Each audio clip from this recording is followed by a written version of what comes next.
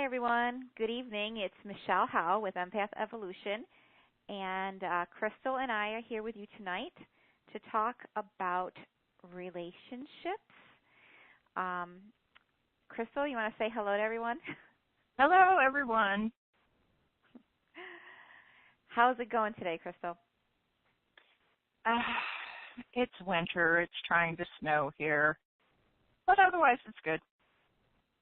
Yeah. Crystal's in New Mexico, right? I am in really, really far south New Mexico, and it's trying to snow, yes. Yeah. Is that unusual for there? I'm trying to think New Mexico and snow. I don't think that snow is really a New Mexico thing, is it? Actually, up at the mountains, we've got some decent mountains. It can snow up there pretty often, but for it to actually snow here and collect, it's not very often, but we've had enough snow for us to make very small snowmen before. Okay, that works. Well, I'm in central New York, and snow is a given, and typically right now we would have some snow, but we don't, and I'm not complaining because I prefer like mild weather that isn't really cold. Like I don't mind snow, but I don't like it freezing. And usually it goes hand in hand. It gets frigid. So I'm good with this. Tonight this is a big topic, Crystal. What do you think of this topic? I think that you're right. It is a very big topic, and we could talk for days about it, but thankfully we talked beforehand and decided on three things, the pros and cons. Pros and cons that go with it. Well, and when I start, the whole concept of relationships, of course I'm going to go a little deeper with it. It starts with your relationship with yourself. And I think that in so many ways we're always looking out. That's where our eyes direct. They go out. And people, we see people's expressions, people's responses, people's conduct. We interact with them based on what they have to say. Like everything is out here. But I think if we stood back and we looked at our relationship with ourselves, how we support ourselves, who we choose to be, why we make certain choices. So it makes us more, I think, deeper people in the fact that we've sat back and we are assessing, we're observing our own actions and reactions and responses and choices in life. Like that to me is like changes the whole ball of wax on relationships entirely, because now I'm not looking to point the finger at somebody for screwing up my life and they're so this or so that and what they've done. I look at it as a two-way street. More like, okay, this is in my life now. What do I do with this? Or, a lot of times what I've seen is we project out at other people for being certain ways. Like we can find certain things that are not so pleasant or I say good in the world, or that are not, we can judge something very easily or judge someone very easily because we can see certain parts of them. And then I'm like, okay, how do we know that part so well? Sometimes it's an aspect of ourselves that we choose to avoid or deny or ignore, but it's a part of us. I can give you an example of this. I stayed at home. I went to school. I had a professional career. When my kids came, I was the last one to know that I was not going to go back to work. And that decision, really shook me right up because now I'm a stay-at-home mom. But whenever I would see other mothers out in the world working, I would find fault with their choice. And almost like I was trying to reconcile how could they make that choice. I was caught up in my little world. This was my choice. I did it for these reasons. They're doing it for that reasons. And here comes my analytical mind trying to like make myself feel good about my choices. And a lot of me connects and resonates a lot with a professional woman's ambition. But I chose to stay home. So it's almost like a denial of part of myself. And when I was pointing the finger or seeing what I didn't approve of in other people, that really was something I wasn't embracing about myself. So I'm trying to give you like a frame of reference over that whole mirroring idea and judgment idea, just so that it gives a little bit more of a practical way that we can look at it manifest in our life. So that's the way I look at like my relationship to self. What do you have to say about the whole relationship to self, Crystal? It's hard. That's what it is. It's hard. It's hard because you know how you want to be or what's expected of you. But when you really get in there poking around, you tend to see things that are true, but you may not really like that they're true. And then you have to make a choice.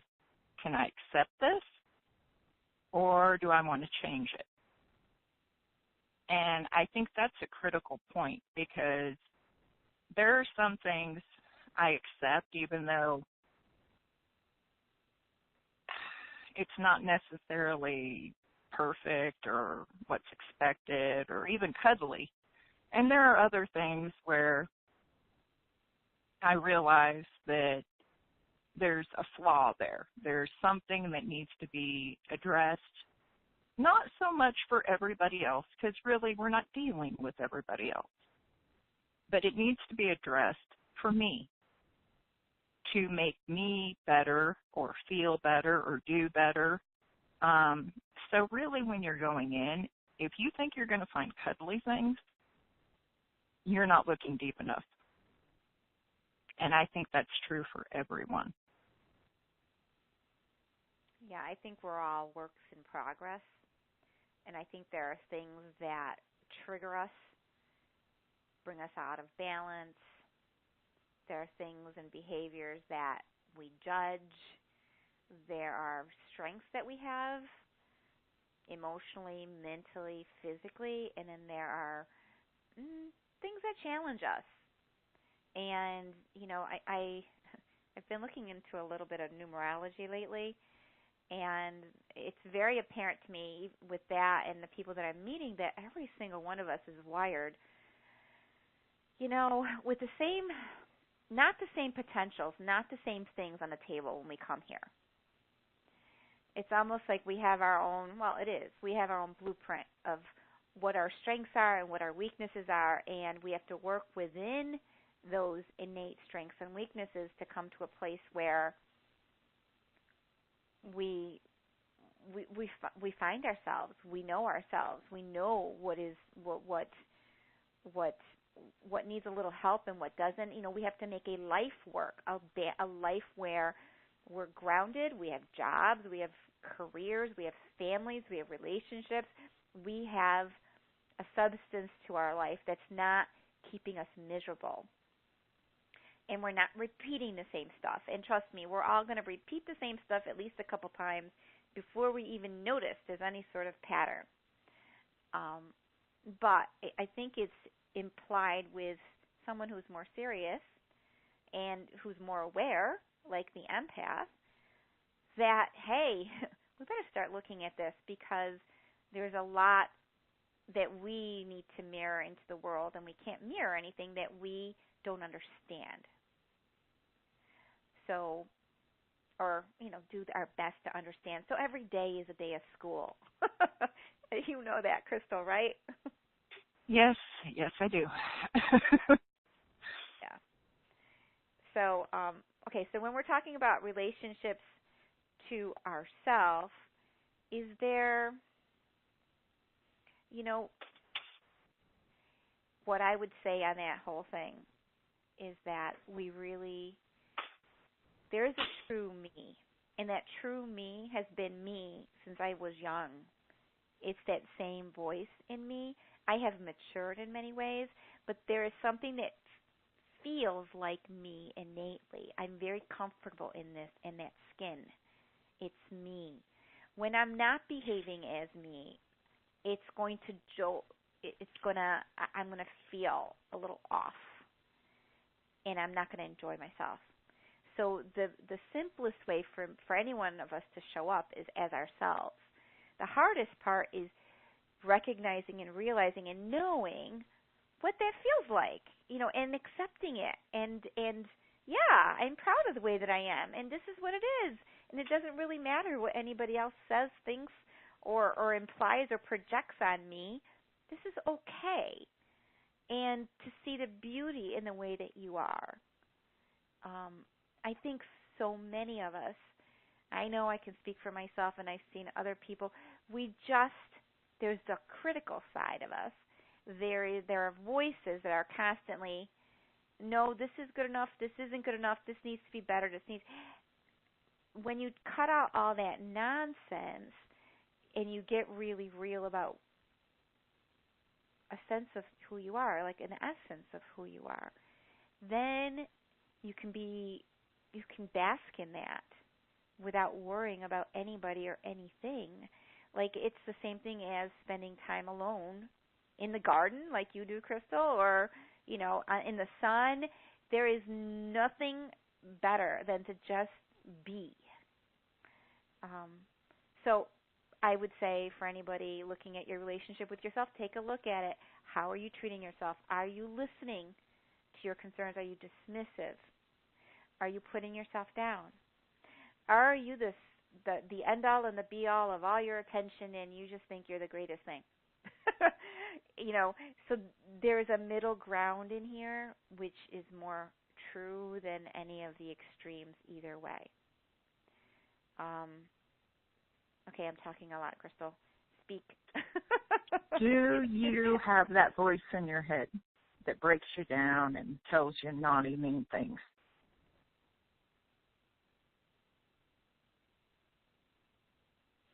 Is that a question for me or for the audience? Yes, for you.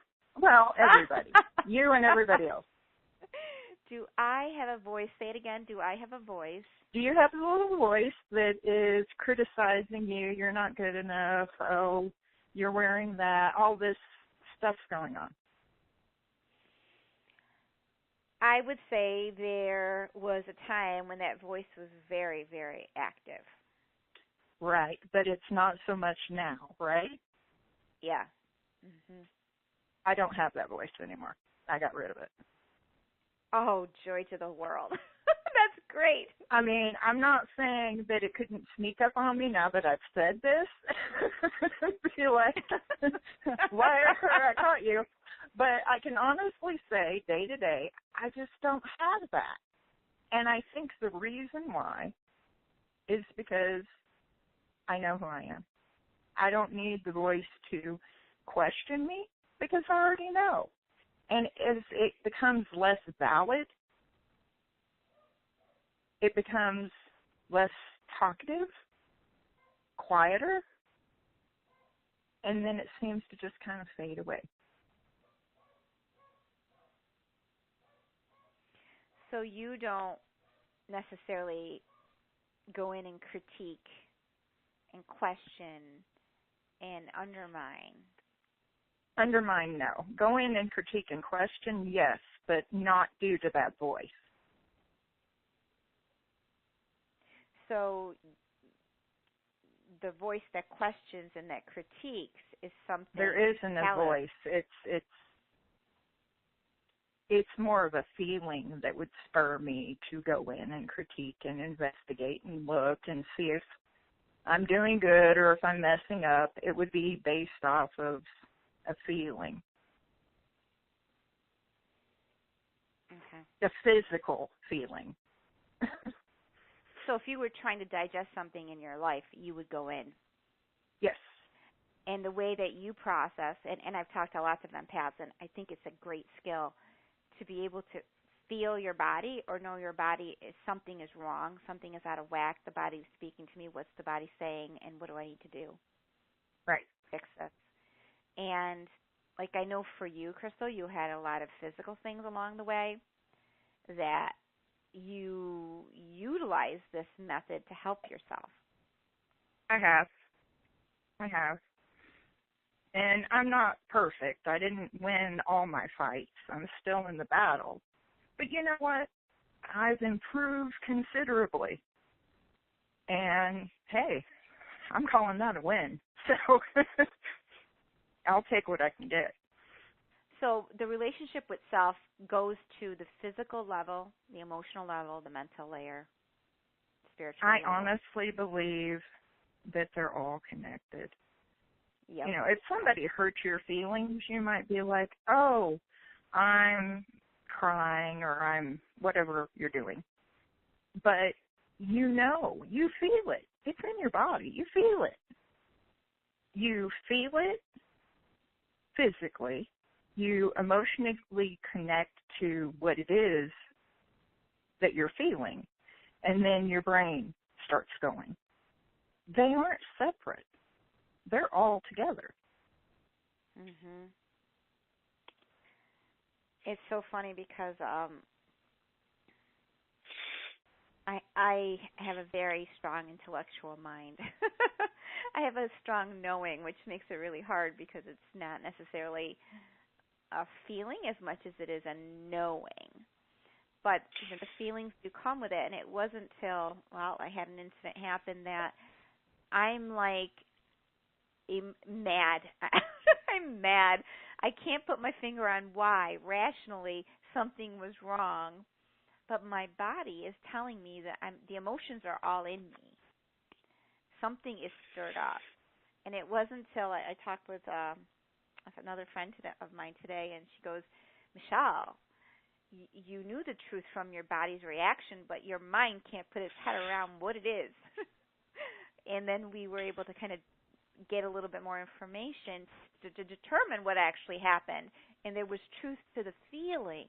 It wasn't something that I just made up. There was something that absolutely happened.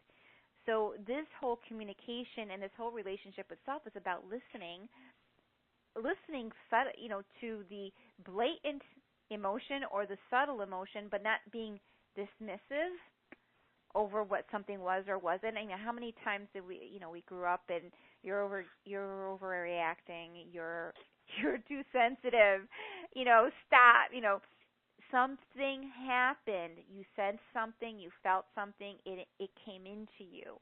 And as sensitives, this is an important thing to learn how to navigate. And we learn to navigate this stuff every single day, and hopefully we get better as we go on. So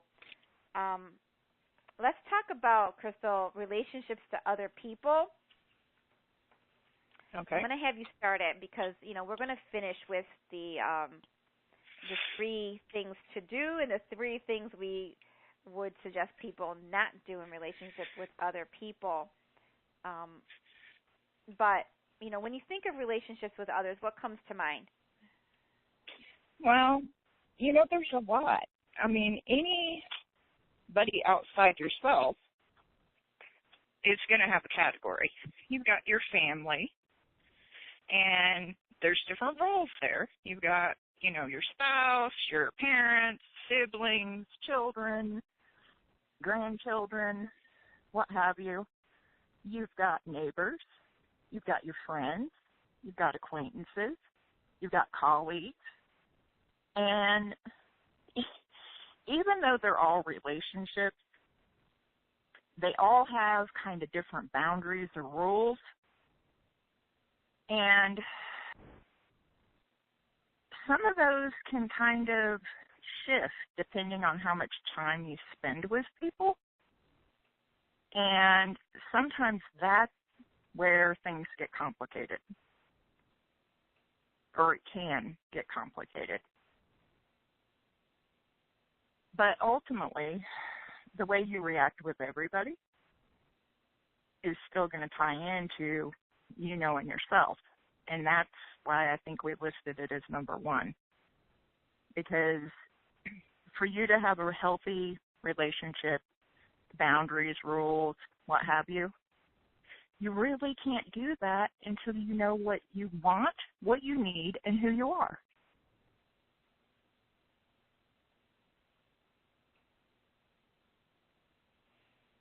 True.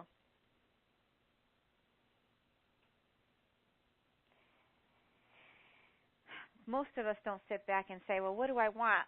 What do I need? But who am I? What do I want to be in this world? I guess I'm going to give you an example from when I was, before I got married. I was dating around, and certainly there's plenty of men that are very nice, but I would look at them and be like, no. It would be that I looked at it very selfishly. You are not going, I didn't look at it like, oh, I'm so in love with you. No, no, no. I looked at it like, are you going to fit the mold for the role I'm going to put you in? You're going to be my husband. That means I have, when you and I talked about this before, I am this person, I need this other person. I need someone that grounds me. I didn't really look at it like, let me go out there and fall in love. Let me go out there. I have a little blueprint of what I think I need in my life, a person that would fit me. And then I knew ones that didn't fit me because, I had a list, in my head. I didn't actually put it on a piece of paper, but it was like, does he fit this? Does he fit this? Oh, no. So before I fall in love with you, guess what? It's not happening. And I was actually able to look at it that closely. Now, it's not always that my relationships were that, it's pivotal. A husband or a wife, that's a very pivotal role.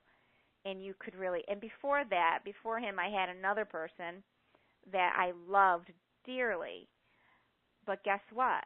I was so angry. I actually broke up an engagement. I was so upset that I was in love with someone that wasn't going to fit into what I needed in my life. I made the decision to love him without an awareness of what it was who I was or what it was that I needed in a husband or a person that was my other half. So there was always a lot of me having to subdue who I was to make the relationship work. And I remember so plainly, I was engaged to him, and I remember thinking, you know what? I marry him, I'm going to be divorced in 2 years. I bet you. This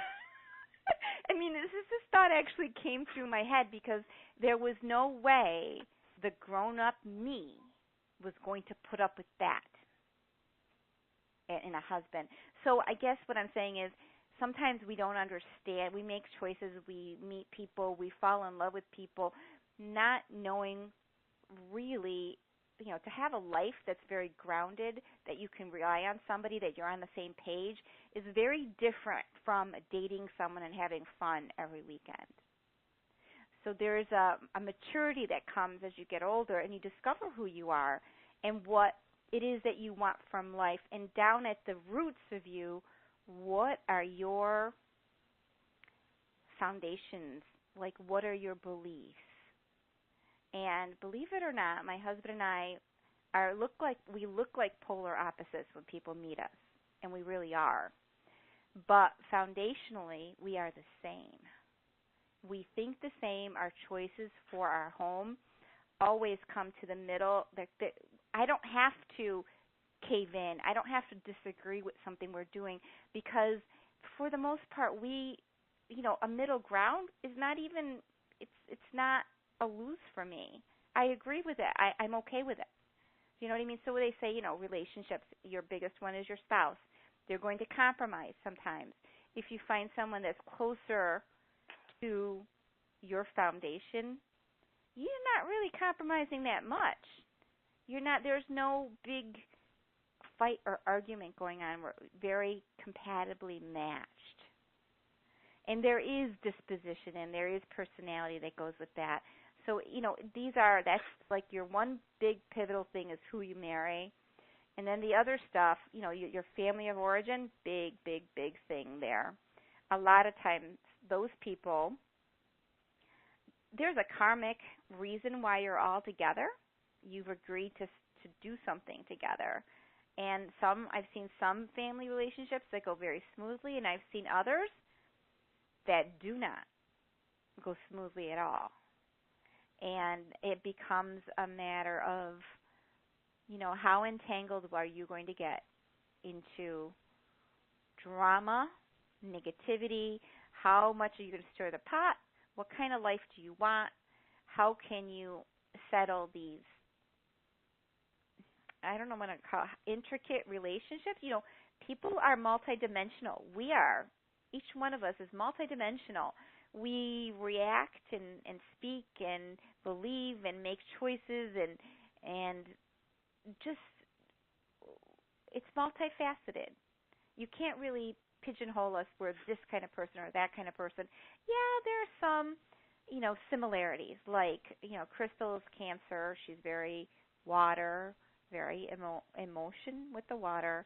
I'm an Aries. I'm very fiery. There are some similarities between certain signs. People have been diagnosing people as long as I know, as long as we've been around, trying to figure everything out. But, making relationships work, in my opinion, there's like 6 keys here that we're going to go over. But, marriage, husband is one of them. What else we got, Crystal? Well, before you move on, I have to say what we're talking about, I think, is important. But in the interest of being completely truthful here, marrying my husband was the smartest thing I ever did. But I put absolutely no thought, no logic, no rationality, nothing into it.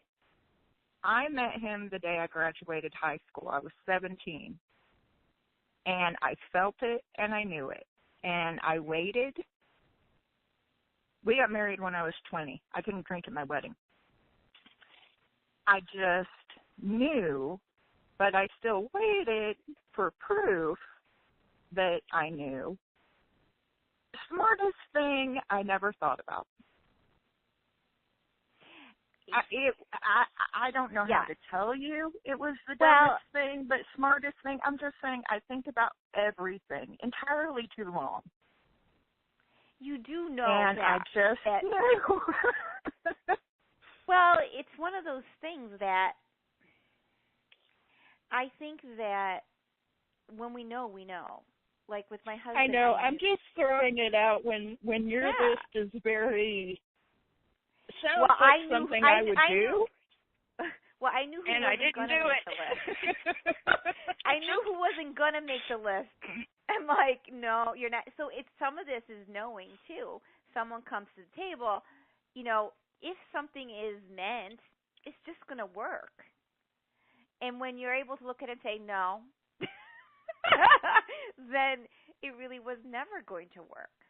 You know what I mean? So that is your soul guiding you, really. And I can say actually very similar with my husband, although I did look at, I can trust him here. He came from a good family there. He's got this. Okay, I can marry him. It's okay. I'm just saying, in the effort of being completely honest, I can't say that I thought it through really. You didn't do what I did. Which usually I do that for everything now. Butter, flour, those things are important. I'll definitely research those. Getting married, no, it's all right. That's funny. It's very funny. So, when we're talking about relationships, we're also talking about, we're talking about the neighbors. We're talking about family. I mean, the biggest thing is family, all right? Co-workers, neighbors, colleagues, friends, they play a role, yes. They're important, yes. But what I have learned, it's going to sound a little cold, is that I've gotten used to the fact that people will come in and out of my life. And it actually kind of scares me at times because, I could be scared of losing a friend. But also I realize that this world goes around. The world goes around, right, in an axis. Our life is in constant motion. People are going to be drawn and moved. Like there's times where people are going to be really close to it, and there are times I'm going to pull away for other reasons. Like it's not a given that I can have 20 really close friends or 30 or 50. You know, some people will be acquaintances and some people will be really close, but it doesn't really, it's just a different way of connecting. And I guess I had never thought about it before doing this teleseminar with you, Crystal. I'm like, yeah, there are different ways that I interact with people because I tend to treat everybody the same regardless, but certain people are staples in my life. Like I have a mom, a sister, you know, they're staples. They are there. The other people that come in and out, whether they be clients, colleagues, whoever they are, there's a little bit of a tweaking to what it is, you know, but I show up the same way. Sometimes too open, but yes, I show up as you me. think and you show up the same way. I don't know that we ever show up the same way because we're always changing. Oh, well, yes, I am always changing. I am always. I can't dispute I think that. we show up, and you know what? A lot of times you're sharing an idea, sharing something, exchanging. There's some sort of exchange, no matter what. I mean, that's what you do, whether you're talking or whatever. There's an exchange. But not all exchanges have the same amount of time. And that doesn't necessarily mean that it's bad. I mean, it might be sad, but if it's meant to stay, it will. There's a purpose, a rhyme, and a reason for everybody that comes into our life, whether we realize it or not. And I have embraced this idea for a while now, and I look at, you know, the soul connection that's there and the purpose. You know, there's always a purpose to it. But I guess my biggest thing is with all of these relationships is to be true to yourself and to understand the energetics behind relationships that can impact you. If you know yourself, the outside world of relationships and people and the stuff that they bring to the table will impact you in a safer way, because being energetically sensitive and being open to other people means that you're open to their energies, whether they be positive or not so positive sometimes, impacting your energetic field. And if there's anything you're going to take out of this call, is that's the main reason why you want to be aware of who you are. And, you know, of course, always be open to, you know, other ideas, because we grow within relationships with other people. We grow who we are by contact with others. But you definitely never want to be used, abused. You don't want to be more vulnerable than you are able to handle. Yes. Let's just talk about vulnerable for a minute, Crystal. Let's talk about that part. Okay. I'm going to let you talk. I'm not a big fan, to be honest with you, but it happens. You know what? It's hard to be vulnerable for me, because I have a hard outer shell, just like the cancer crab I am. But if I actually let you in and you hurt me, it'll hurt me bad. And then I'll go back in my shell and you will never see me again. That's just who I am. And I'm trying to get better about it, but I'm really not. It's a work in progress that's going to take the rest of my life. Well, better but at the same about time, it, though. Maybe better. I don't know, better. More aware? Yes. Better? I don't know if that's true. But I have found that when I do get hurt, there's a reason behind it. It doesn't make it suck any less, but there's something I needed to learn, and probably something others needed to learn too. So there is value in that, even though I really don't like it. I mean, I'm just being honest here. But I don't it's think not anybody easy. would like this. Yeah. You know what? I think a lot of people can do vulnerability better than I can. I really do. I don't know if that's true, but it seems like it's true. A lot of times I just don't give the opportunity. And in some ways, I probably miss out on some things. So. Well, you know what? It's so funny because you don't know what you don't know. You don't know what you're missing out on. While you're right, but I've been told. I have a friend who has been basically telling me the same thing for probably 2 decades. You don't give people a chance. You're missing out on people. And I'm thinking, I see what they're offering me. Am I really missing out? And I'm not sure if that's true or not. I'm working on it. I'm aware of it. I'm more accepting of the fact that it's true, but whether or not I'm actually doing it better, I honestly can't say.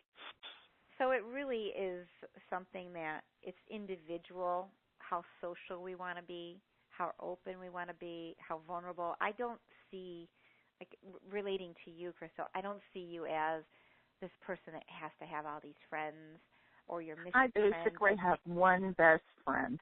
Okay, we've been friends for 15 years. Or, no, we've been friends for 17 years. She's my one best friend. And I'm good with that. I mean, I have acquaintances and people and friends and such, yes. But trust is a completely different thing. And I trust her. That's what it boils down to. And apparently it takes me a very long time to do that. Yeah. We're all individual with it. As far as vulnerability, I would say with me, I'm very open. I don't know if that's vulnerable. I'm very open in sharing things, and I think that is vulnerable because I'm not really hiding who I am. But, yeah, I think I can do vulnerable really well, except that I really prefer to be by myself a lot of times. So, you know, I can do vulnerable for a certain period of time, and then I step back, and I'm happy with that. I'm fine with that. So, anyway, I don't think I don't think the whole topic of vulnerable is what we prepared for. Probably not. No. So let's go back to the 3 keys, 3 things that we think you should absolutely strive to do in your relationships. All right? So number 1 thing was truthfully communicating how you feel. Now, there's the vulnerable part, Crystal. Now, with a husband, this is absolutely, or husband or wife, this is absolutely important because they're the closest thing to you, and they need to know how you feel because they can't read your body language, how you feel. And it has to be truthful, what you say and what you do. Otherwise, it becomes a relationship that's not built on truth. So I agree, but the way people do that can be different. Okay, tell me. I'm not a emotional action person, like crying or, I don't know. You wouldn't necessarily know that I'm hurt, I guess is the best way to put it, or upset. but I can tell my husband facts, and he knows me well enough to know that I'm hurt. But I think that it's because we've been married like 26 years. So he understands if I'm choosing to tell him something about a situation, then there's meaning behind it. And it's hard for me to communicate pain other than to say it. You know, it hurts, I'm sad. That's basically what you'll get from me. You won't get, you know, Kleenex and tissues, and it's just who I am. And so I've realized that it's hard for people to read some of the things that I do. I do tell my kids that I love them every day. I tell my husband that. They know it, a lot of times more than once a day.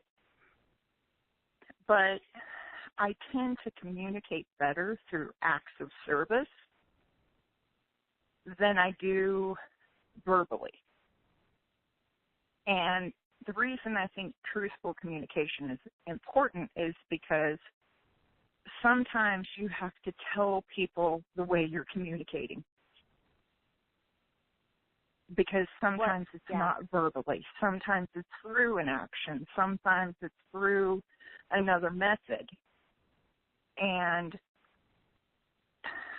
it doesn't mean that somebody's less feeling or less emotional or less emotional stable or available or whatever. It's just that sometimes the way we communicate are different. And it can take time for you to explain the way you communicate your feelings to them. And I admit one of my ways is it's tricky because most people never know. And I'm okay with that. But genuinely feeling something, you will see me do things for people.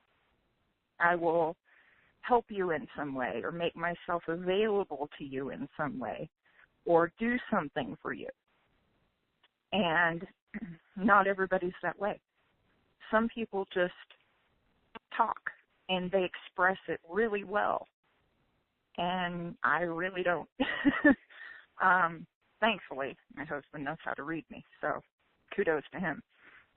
But I did have to tell him what I was saying. When I do this, this is what I mean. When I say this, this is why you need to pay attention. And I think it's worked well for us anyway. Yeah. Well, I can remember, you know, when we first got married, you know, there's that thing, if you're going to be out late, call me and let me know.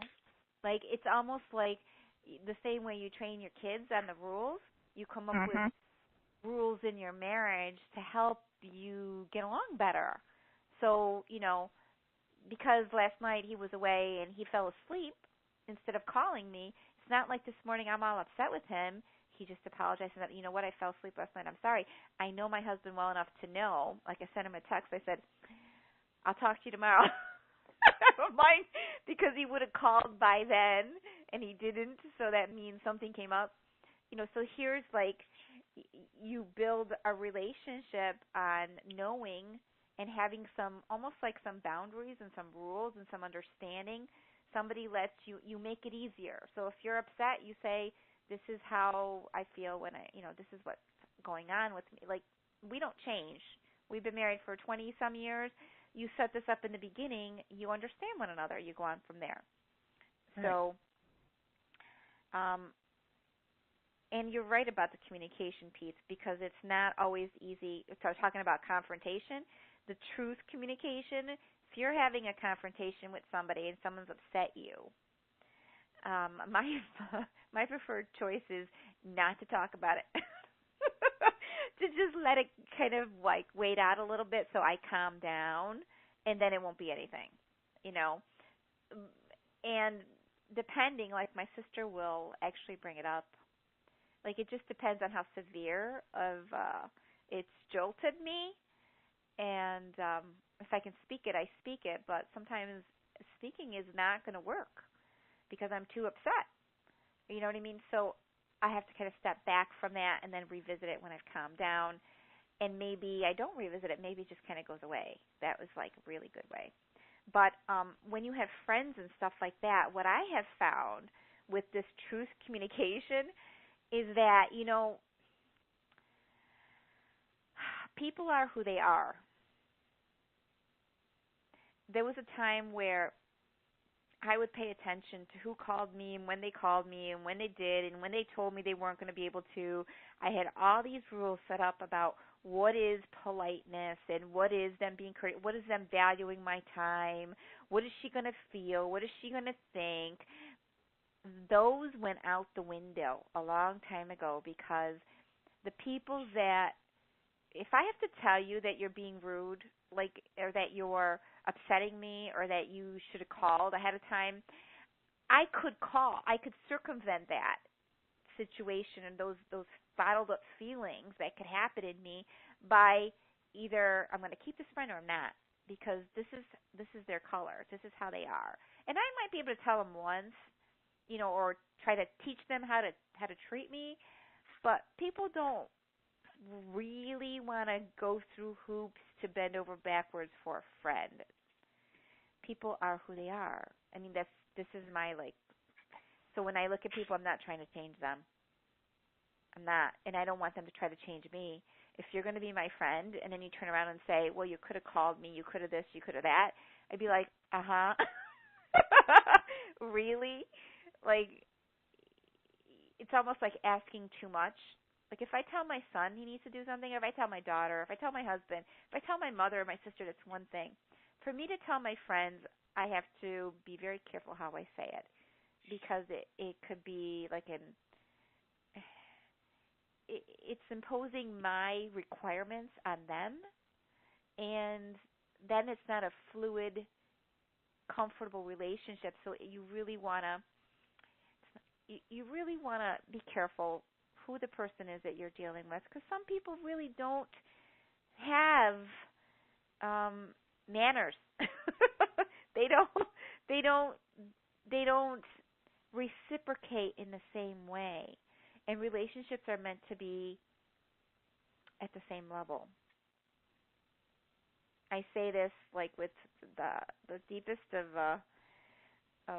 love for it, because I have had a lot of relationships that were not balanced, meaning friendships that were not balanced, that I did. And then there came a point where I'm like, wait a minute, what's going on here? That's not a balanced relationship. Or the relationships that go like a roller coaster, up and down, that's not a balanced relationship either. You'll experience those along the way, and guess what? They won't last, because they won't be comfortable. They'll be constantly bombarded with bullshit. Oops, did I say bullshit on here? I did. That's part of the dynamics that won't help an empath, because now you're riding on something insane. So you really want to be able to, so for you to stabilize your relationships and stabilize it's about you being balanced. What do you want? Do you want highs and lows? Highs and lows? There's plenty of people out there that love that and that will work with that. Or do you want something calmer? There's no right or wrong, I'm just saying. I need to go on to the second one. We're like way behind. Right. Number 2, Crystal, this was yours. Accept what someone shows you. Accept it. When somebody tells you something, believe them. When somebody shows you something, believe them. They are giving you a peek into who they are. Just because you don't like it or it makes you uncomfortable does not make it untrue. When people tell you something, you need to start listening and then watching. You don't have to judge it off the spot, especially if you don't like what they're telling you. But you need to keep it in mind because people tell you their truth. They show you their truth. And when you deny it, then you get disappointed, and then you want to say it's their fault. But they told you. They told you. Well, I think what happens, Crystal, because it's happened to me, and you just want to see the best in the other person. And you it look for the doesn't best. mean that it isn't best, though. What's your worst? What if they don't have that? What if they don't have what your worst is, and instead this is their thing? Can you accept that? Can you live with it? What if what you've got is probably worse than that, but it's yours? True. I had somebody at one point tell me something that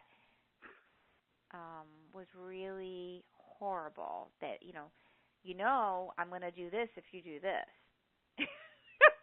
And I'm like, oh, how nice they're telling me. I'm like, you must be joking. Crystal, they were not joking. Like I said, when people tell you or show you something, you need to try and believe them. Well, yeah, absolutely. And I'm thinking of the way that I am. I like to see the world through a rose-colored. I like to look at people as their best features. I look at them at soul level, but there is so much garbage and good stuff around them. You need to be able to see all of it and know it's there. It's absolutely there. Let's go on. Number 3, I have written space, boundaries, codependence. Avoid making your life dependent on another person. Your value, your truth, your everything is, them. Everything. Make your stance, grow your roots, be who you are. Have them meet you there. Carve out something that's yours. When someone else is your whole world, and don't get me wrong, I have people that are very important in my life, but they're not my whole world. Because the moment you attach to someone so strongly, and it's happened to me, people try to attach to me that strongly, I'm just like, get off. Get off, get off, get off, get off, get off. Every single person is freedom. You need to be free to be you without carrying other people. Even if you think you're helping them, you're not helping them. They're becoming codependent. You're becoming codependent on them. You're becoming a martyr with them. Allow other people to have their own space. Allow other people to make their own mistakes. Better. Yeah, that one's good too.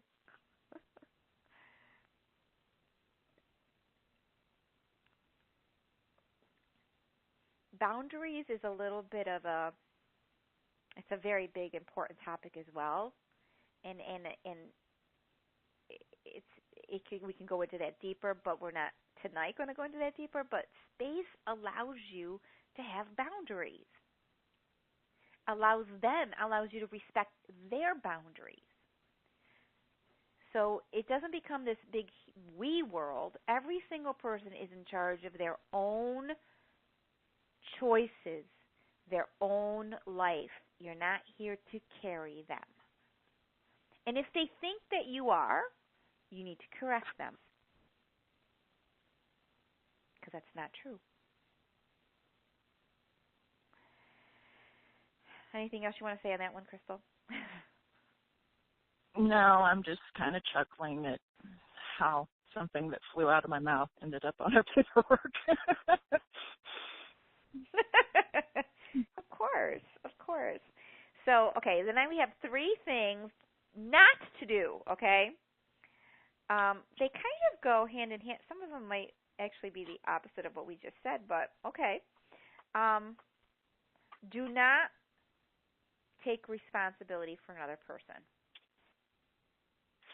for their life, for their choices, for you are in relationship with them. You can share something with them if invited to, but the moment you start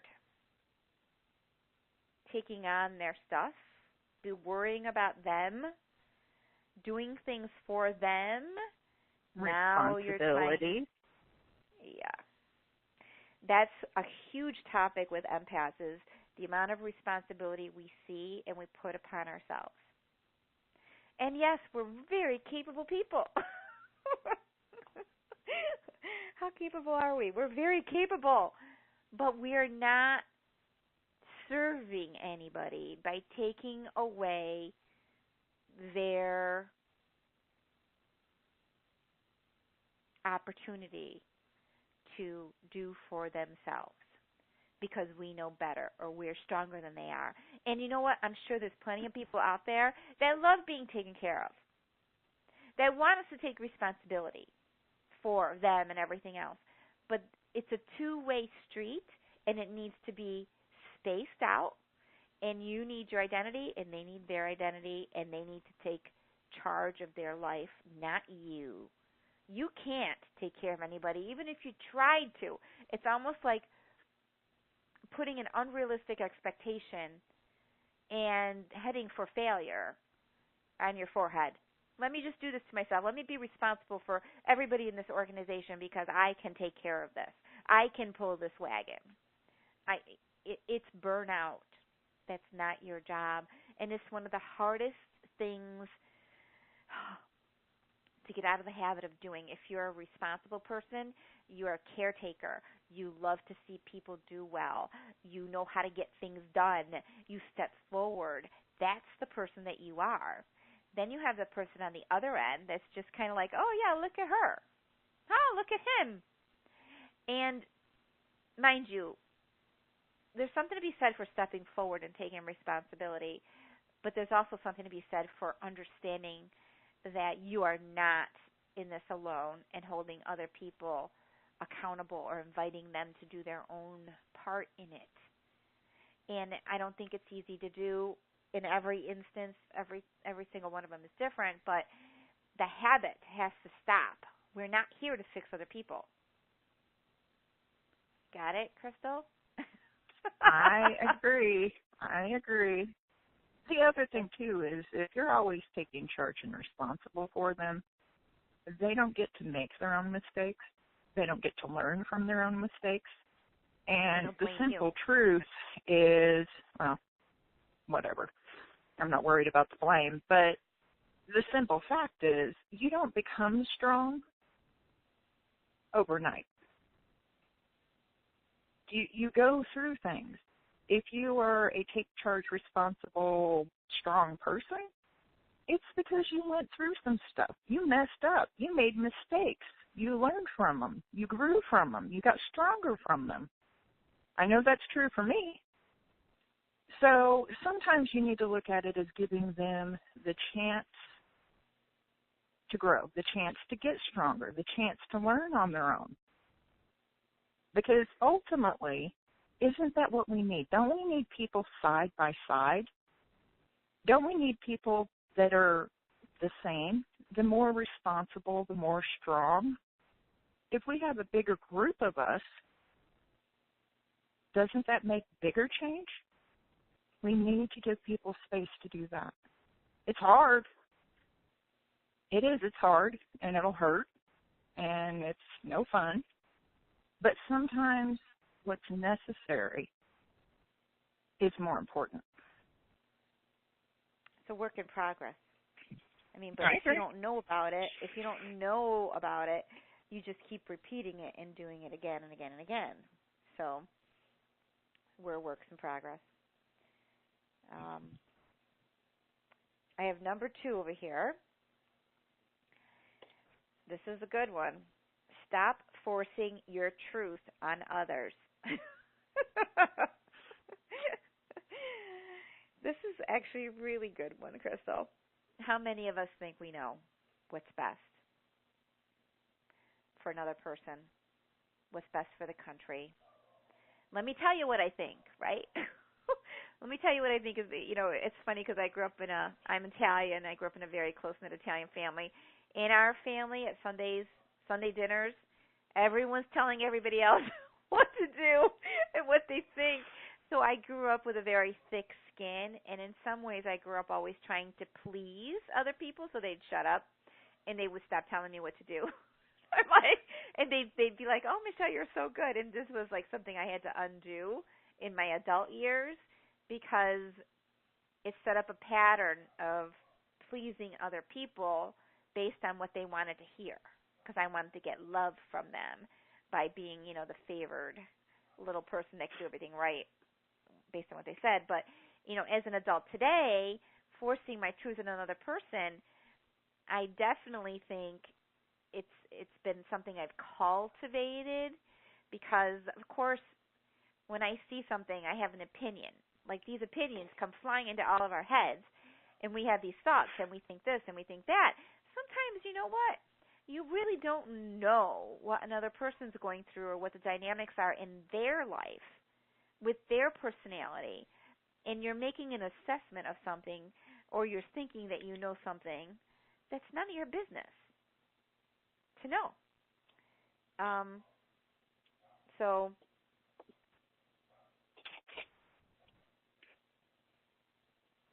I think it's important to share our truth, but to share it in a way, because our truth will change along the way throughout the years as we mature.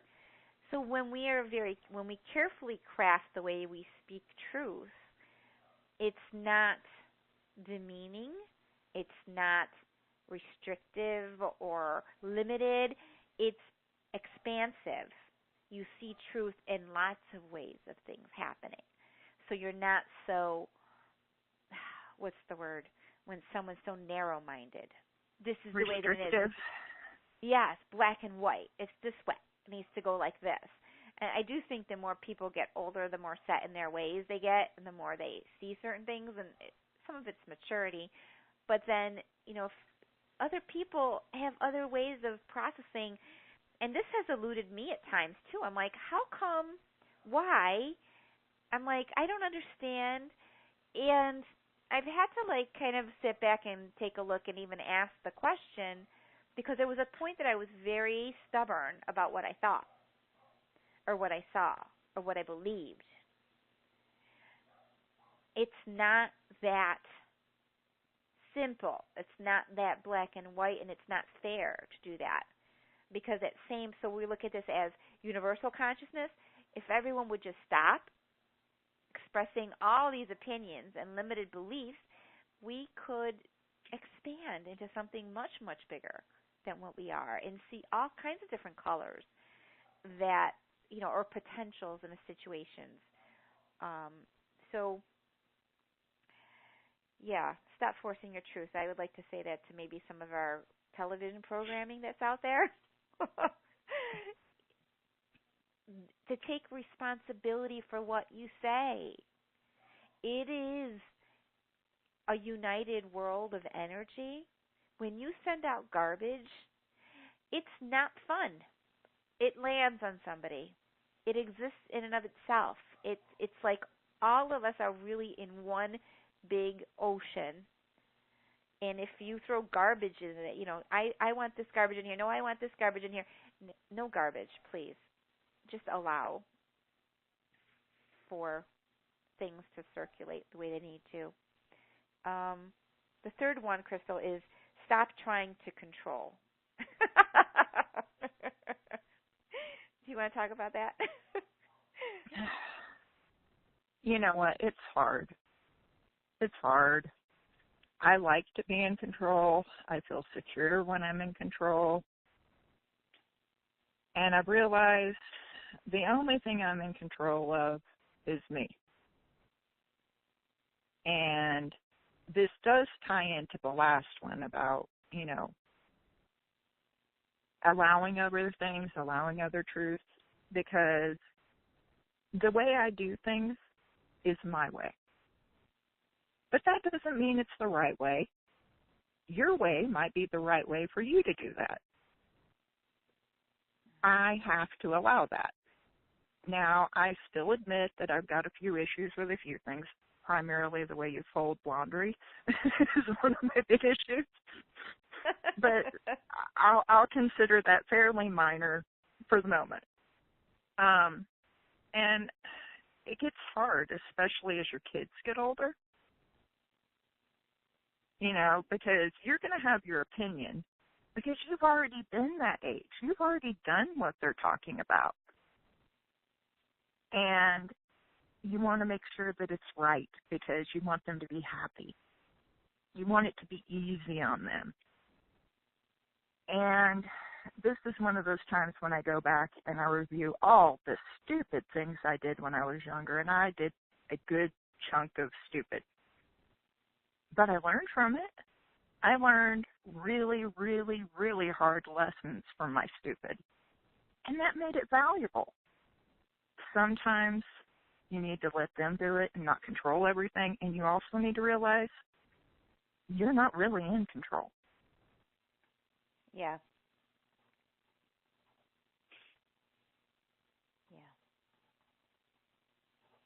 All right, so we covered quite a few things on this phone call. If there are any questions, you guys, I don't see any questions in the queue right now, but if there are any questions, please post them in here, and I'll wait a little bit. I saw that Albert is in the chat. Hi, Albert.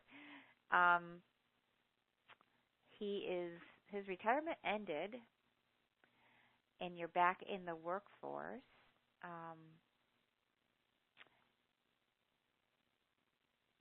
So your peace and quiet has been replaced with wariness that work brings, which, you know, on the other hand, working with special children, I drive the bus, love the connection. So I think you have a really good fit for something that will keep you busy in company and change the wariness part of it. Find something that doesn't bring that word to mind, but makes the job more of an exciting day. Okay, what's going to happen today on the job? Like, what's going to happen with the kids today? Like, if you start making those connections and bringing something really positive to your spin of that work, without burning out or doing too much, just kind of, you know, bring in something that makes it fun for you. And the peace and the quiet could also, like, I could just keep thinking of the buses. If you put some good music on, like something the kids could enjoy, you would have fun. It would be more engaging. And you are missing your wife for the first Christmas without her. But don't worry, you're not by yourself. You're not by yourself. Who knows how long you're going to be here? So I think, you know, of course they're not a physical body, they're still here, but you do need connection with other people. And I think that there are many other lovely people who would like company, Albert. I know that. So look around, because you have two Poms, which is, all right, what kind of dog is that, Crystal? Pomeranian. Okay. It doesn't replace a human being near you. It's nice to have. So I'm glad you have the kids, because that'll make it easier. Did we have any other questions? Let me just see in the event page. I had someone talk about self-care before, right, Crystal? Or she wanted to discuss. Let me just see if I can. I think that was brought up before this. She discussed it. And that's part of why we went into the 3 do's and 3 don'ts, because they do tie into self-care. Yeah. You know, self-care is about honoring yourself physically, mentally, emotionally. Relationships run the gamut of all of that. It's your physical relationship with yourself. So when people think about relationships, there are so many aspects to it, but if you can center yourself around communicating what your needs are and who you are within who's near, a spouse, of course, is the most comfortable place to share all of that with. But, blending into a social skills are huge. And, we come with a personality. So, certain strengths, certain weaknesses. So we tweak that in relationship with other people, and we learn from one another. So I think it's time we look at this in a positive light. What do we do if we have a relationship that we're struggling with, Crystal? What can you need to evaluate it, for one, and not just them, you too, because you're the other half. You've got to evaluate the relationship, what it means, what they bring, what you bring, what they take, what you take. See if you can do it better. See if you can't.